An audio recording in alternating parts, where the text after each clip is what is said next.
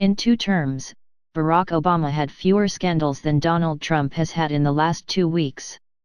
Washington scandal has consumed the final 4 years of every 2-term president in modern history: George W. Bush, Bill Clinton, Ronald Reagan, Richard Nixon. Barack Obama's administration is the exception. While there were some minor scandals and resignations during Obama's 8 years in office, wrongdoing never fully occupied his presidency. None of it even directly touched the White House. There were no grand juries investigating his aides. There were no impeachments. There were neither convictions of White House staffers, nor pardons to protect government officials. This was a significant departure from the previous 4 two-term presidents. George W. Bush's second term featured convictions related to the Jack Abramoff lobbying scandal, in which more than a dozen lobbyists and government officials went to jail for corruption. There were also convictions related to the politically motivated purge of U.S. attorneys and the retaliatory leak of CIA agent Valerie Plame's identity.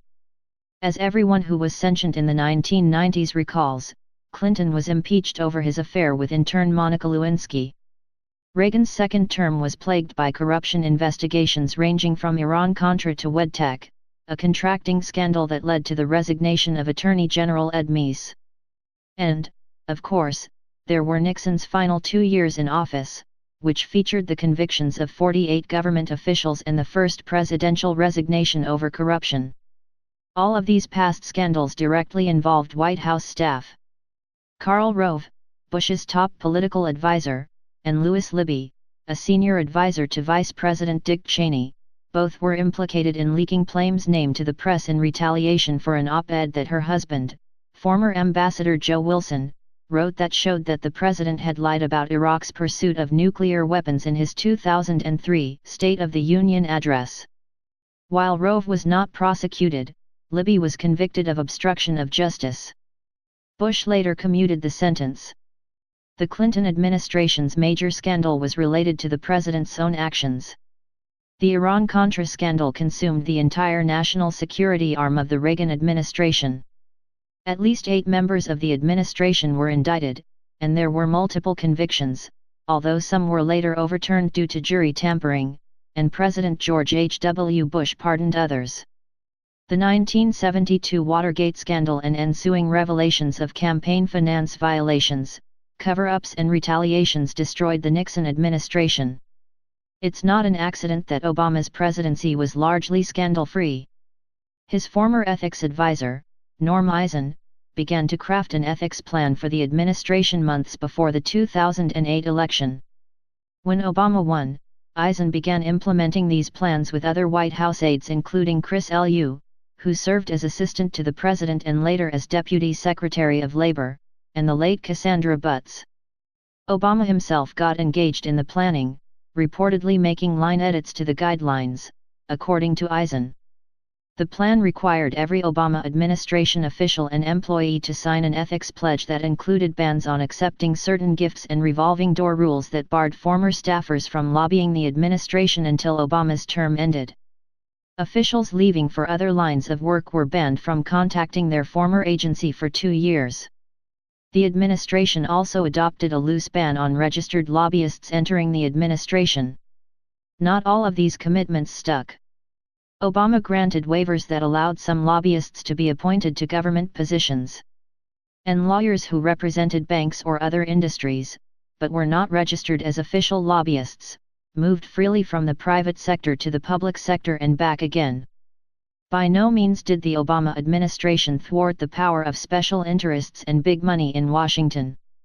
But the administration did avoid major scandals, which Eisen attributed to the tone at the top. Everyone knows the president himself is a man of great integrity, Eisen said. He cares about this, he talks about it. Still, there were examples of wrongdoing that led to resignations. Congress held Attorney General Eric Holder in contempt in the Fast and Furious investigation, a botched Bureau of Alcohol, Tobacco, and Firearms operation against gun smugglers from 2009 to 2011 that led to the death of a border control agent. Officials also resigned over the Internal Revenue Service's alleged targeting of conservative groups for tax scrutiny, overspending on conferences at the General Services Administration, and hacking that exposed employee records at the Office of Personnel Management.